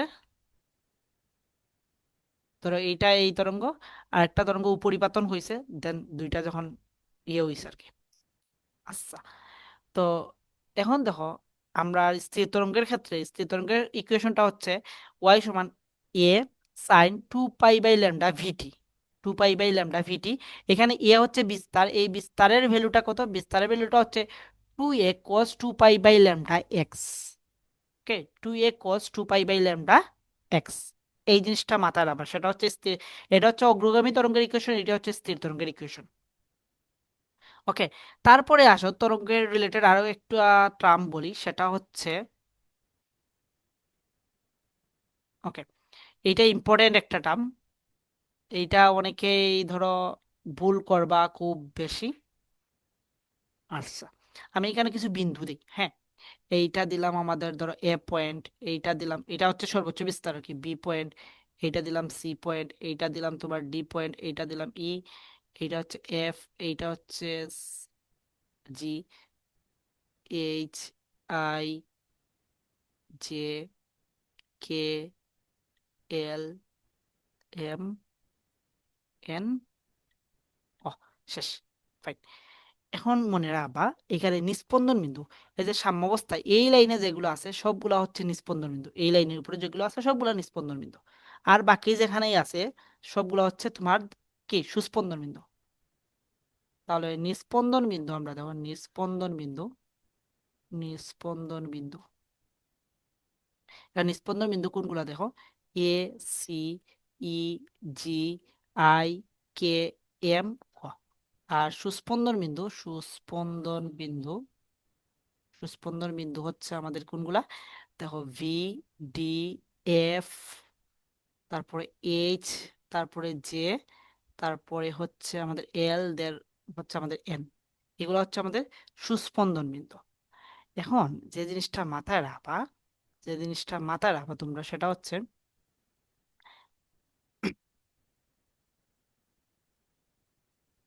পরপর তিনটি নিস্পন্দন, পরপর তিনটি নিস্পন্দন বিন্দুর দূরত্ব, বিন্দুর দূরত্ব সমান হচ্ছে ল্যামডা। পরপর তিনটি নিস্পন্দন বা সুস্পন্দন, বা সুস্পন্দন বিন্দুর দূরত্ব হচ্ছে কি আমাদের ল্যামডা। পরপর তিনটি নিস্পন্দন বিন্দুর দূরত্ব বা পরপর তিনটি সুস্পন্দন বিন্দুর দূরত্ব হচ্ছে আমাদের ল্যামডা। ওকে, অর্থাৎ এ থেকে ই, এ থেকে ই পর্যন্ত দূরত্ব হচ্ছে আমাদের ল্যামডা, মানে তরঙ্গ দৈর্ঘ্য আর কি। এই দেখো এখানে একটা দুইটা তিনটা নিস্পন্দন বিন্দু আছে, বা তুমি দেখো বি থেকে এফ, এই দূরত্বটুকুই হচ্ছে আমাদের ল্যামডা। দেখো এখানে তিনটা সুস্পন্দন বিন্দু আছে, দেখো বি, তারপরে ডি, দেন হচ্ছে এফ, তিনটা সুস্পন্দন বিন্দু আছে না, তার মানে পরপর তিনটা নিস্পন্দন বিন্দু বা পরপর তিনটা সুস্পন্দন বিন্দু দূরত্ব হচ্ছে কি আমাদের ল্যামডা। ওকে, আচ্ছা, এখন দেখো পরপর দুইটা যদি বলতো, পরপর দুটি নিস্পন্দন বা সুস্পন্দন বিন্দুর দূরত্ব, বিন্দুর দূরত্ব হচ্ছে আমাদের পরপর দুইটা নিস্পন্দন বা দুইটা সুস্পন্দন বিন্দু দূরত্ব হচ্ছে আমাদের λ/2, λ/2। আর একটা একটি নিস্পন্দন, একটি নিস্পন্দন ও একটি সুস্পন্দন বিন্দু দূরত্ব, ও একটি সুস্পন্দন বিন্দুর দূরত্ব, বিন্দুর দূরত্ব হচ্ছে আমাদের λ/4। একটি নিস্পন্দন এবং একটি সুস্পন্দন বিন্দুর দূরত্ব হচ্ছে আমাদের λ/4। রিমেম্বার, এইগুলা ঐকিক নিয়ম দিয়ে করতে যাইবা ভুল হইব। আবার বলছি, ঐকিক নিয়ম দিয়ে করবা, এটা ভুল হইব। এটা ঐকিক নিয়ম দিয়ে করতে হবে, পারবা না। এটা তোমাকে আগে তরঙ্গের ডায়াগ্রাম আঁকারি, এইভাবে ডায়াগ্রাম আঁকারি তোমাকে করতে হবে। দেখো এখানে কি বলছে, দেখো বলছে একটি স্থির তরঙ্গের পরপর দুটি নিস্পন্দন বিন্দুর দূরত্ব এত, তাহলে তরঙ্গ দৈর্ঘ্য কত। এখানে বলেই দিছে দুইটা নিস্পন্দন বিন্দুর দূরত্ব, তার মানে দুইটা নিস্পন্দন বিন্দুর দূরত্ব মানে আমরা জানি কি, λ/2 সমান বলছে 1। তার মানে তরঙ্গ দৈর্ঘ্য হচ্ছে আমাদের ল্যামডা সমান হচ্ছে তোমার 2। ওকে, তোমাদের একটা এইচ ডাব্লিউ দিই। এইচ ডাব্লিউ হচ্ছে পরপর 16টি সুস্পন্দন বিন্দুর দূরত্ব 15 মিটার হলে ল্যামডা ইজ ইকুয়াল হোয়াট। এটা তোমরা যারা নোট করো আর কি, নোট যখন সাবমিট দিবা এটার সলিউশন করে সাবমিট দিও। ঠিক আছে, আমি দেখবো সবারটা চেক করব। ওকে, এখন আসি যে একটি অগ্রগামী তরঙ্গের দেয়া আছে, ইকুয়েশন দেয়া আছে, আমার বলছে রৈখিক বেগ কত, মানে ভি বের করবা। ফাইন, তাহলে সেটা আমরা কিভাবে বের করতে পারি। এই ধরনের যদি অগ্রগামী তরঙ্গের সমীকরণ দিয়ে দেয়, দেখো ট্রিক্স, ভি বের করার ট্রিক্স, ভিটা হবে আমাদের মডুলাস অফ টি এর সহগ বাই হচ্ছে মডুলাস অফ এক্স এর সহগ। শেষ। এবার অগ্রগামী তরঙ্গের সমীকরণ দিয়ে দিলেই টি বের করার ফর্মুলা হচ্ছে মডুলাস অফ টি এর সহগ মডুলাস অফ এক্স এর সহগ। ফাইন, তাহলে টি এর সহগ কত, 120, 120। আর এক্স এর সহগ কত আমাদের 4, মডুলাস করলে 4ই আসবে, এর মাইনাস আসুক, -4 নাও, তাহলে 120 হচ্ছে 4। তার মানে আনসার হচ্ছে আমাদের কত, 12, 30, 30 এম এস ইনভার্স 1। শেষ, এটি হচ্ছে আনসার, জিস্ট অ্যান্সার। ঠিক আছে, সো এটা মাথায় রাখতে পারো যে অগ্রগামী তরঙ্গের যদি দিয়েই দেয় তাহলে রৈখিক বেগ বার করার ফর্মুলা এটা। তাহলে দেখো একটা অগ্রগামী তরঙ্গের সমীকরণ দিয়ে দিছে, বলছে কি কম্পাঙ্ক কত। তাহলে দেখো এইখানে এইটা কি, এইটা হচ্ছে এক্স এর শোকটাকেই আমরা বলতে পারি কি, এক্স এর শোকটাকে এই যে এক্স আমাদের ছিল কি, আমাদের ছিল দেখো এ সাইন 2π/λ দেন ভিটি মাইনাস এক্স। ঠিক আছে না। তাহলে এইখানে যেহেতু যেটা গুণ আছে, এখানে তো বাইরে তো কোনো কিছু নাই, সাইনের সাথে তো কোনো কিছু নেই, তাহলে এক্স এর শোক যেটা এইটাই হচ্ছে আমাদের 2π/λ। ঠিক আছে, 2π/λ। তার মানে এখান থেকে আমি দেখো 2π/λ সমান, তাইলে আমরা কি দাঁড়াইলো, আমাদের দাঁড়াইলো হচ্ছে 20π/17। পাই পাই কাটা, এটা কাটা 10 আসে। তার মানে আমাদের ডেল্টা সমান কি দাঁড়ায়, ডেল্টা সমান দাঁড়ায় 1.7 মিটার। ওকে, ডেল্টা গেল। কম্পাঙ্ক বের করতে হবে, কম্পাঙ্ক। ওকে ফাইন, তাহলে ভিটা বের করে ফেলো। ভিটা কিভাবে বের করবো, ভিটা বের করবো এক্স এর সরি টি এর শোক বাই হচ্ছে এক্স এর শোক। তাহলে 100π বাই হচ্ছে 20π বাই হচ্ছে 17। তাহলে এইটা যদি করি আমরা, তাহলে ভির মান বের হয় 85 এম এস ইনভার্স 1। শেষ। এখন আমরা কম্পাঙ্ক বের করবো, তাহলে কম্পাঙ্ক এফ সমান আমরা কি জানি, পি/λ। তাহলে 85 বাই হচ্ছে 1.7, তাহলে 50। এটার আনসার হচ্ছে 50 হার্জ।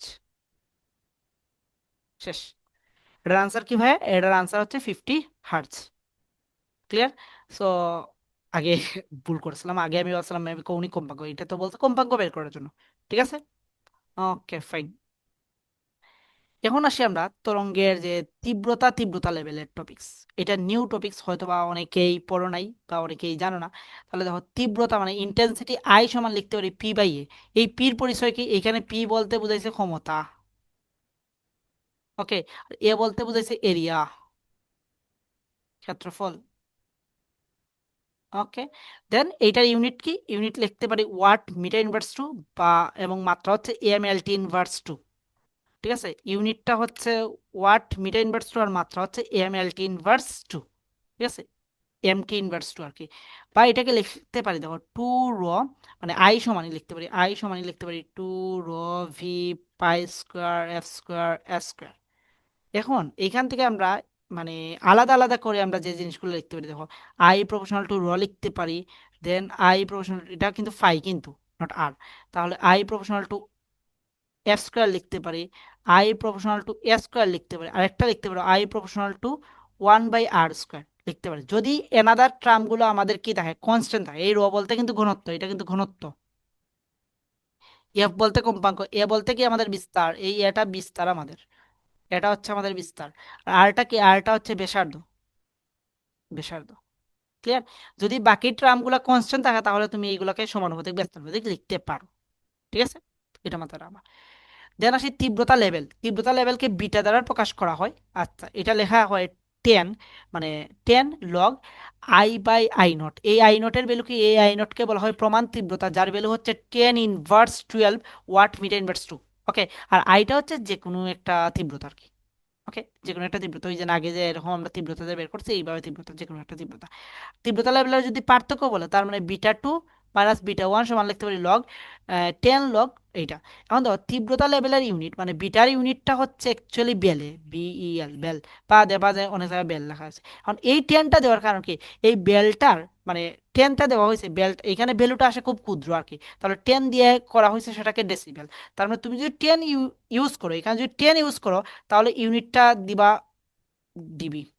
ওকে, এই ভিটাটা বের করার পর তার ইউনিট দিবা ডিবি। আর যদি 10 ইউজ না করো তাহলে ইউনিটটা দিবা, 10 ইউজ না করলে আমি বিটার ইউনিট দিমু ভি। ঠিক আছে, বেল দিম, বুঝাইতে পারছি? এটা মাথায় রাখবা কিন্তু। এখন দেখি আমরা প্রবলেম, বলছে কি দেখো, একটি অ্যাম্প্লিফায়ার থেকে নিঃসৃত শব্দের ক্ষমতা এইটা থেকে এইটাতে পরিবর্তিত হলে তার তীব্রতা লেভেলের পরিবর্তন কত। তার মানে তুমি একটু আগেই দেখছো ভাইয়া যে তীব্রতা লেভেলের পরিবর্তন হয় I2/I1, বাট এখানে দেওয়া আছে ক্ষমতা, ক্ষমতা দেওয়া আছে। তাহলে আমরা দেখো আই সমান জানি কি, P/A।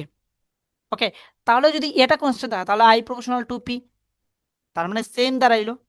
তার মানে তীব্রতা লেভেলের পরিবর্তন তোমাকে বের করতে হবে, তার মানে বিটা 2 মাইনাস বিটা 1 সমান হচ্ছে 10 যদি দেই, এই দেখো 10 যদি দিই আমি, তাহলে লগ I2 এর পরিবর্তে দিব এখন P2 বাই হচ্ছে P1।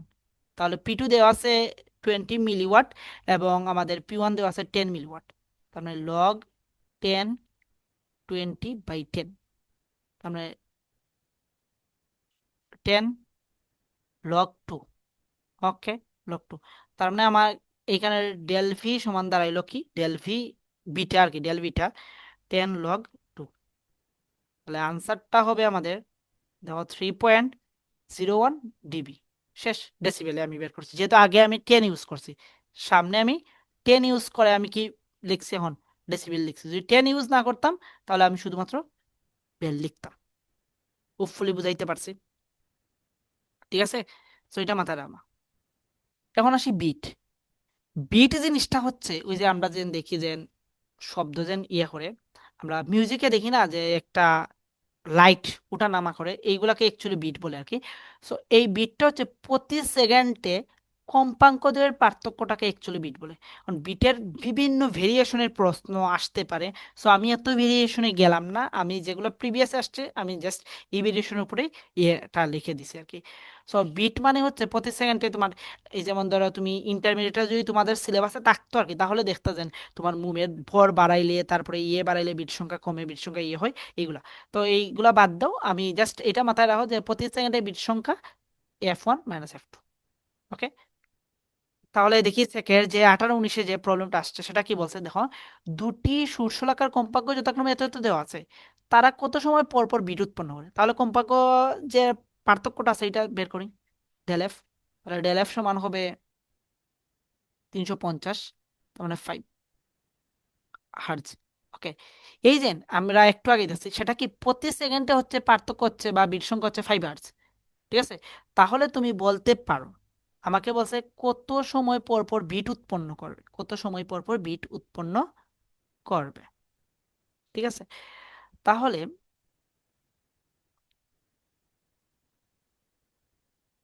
5টি বিট দেয় 1 সেকেন্ডে, প্রতি সেকেন্ডে যেহেতু বলছিলাম, তাহলে আমাকে কত সময় পর পর বিট উৎপন্ন করবে, মানে একটি বিট উৎপন্ন করতে তোমার কতটুকু টাইম লাগবে। তাহলে একটি বিট দিতে কত সময় লাগবে, একটি বিট দেয় 1/5 সেকেন্ড। শেষ। তার মানে এটা আসে কত, 0.2 সেকেন্ড। শেষ আনসার। বুঝতে পারছি। এই যে আমি এইখানে বলেই দিছি বিট সংখ্যা মানে হচ্ছে প্রতি সেকেন্ডে এত। ঠিক আছে। তাহলে এইখানে এনটি বিট দেয় এত, তাহলে একটি বিট দিতে তোমার কত সময় লাগছে, এটাই ছিল আমাদের প্রশ্ন আর কি। বুঝা গেল? আচ্ছা। তো তরঙ্গের এই যে যেগুলো পড়াইছিলাম, এইগুলোই হচ্ছে তরঙ্গের টপিকস আর কি। এর বাইরে আসলে তরঙ্গের দেওয়ার মতো কোনো কিছুই নাই আমার কাছে। দিলে প্রশ্ন কঠিন করলে দিতে পারে, যেহেতু ও আমাদের শর্ট সিলেবাসে নাই, আশা করি যে এত ডিপলি প্রশ্ন দিবে না।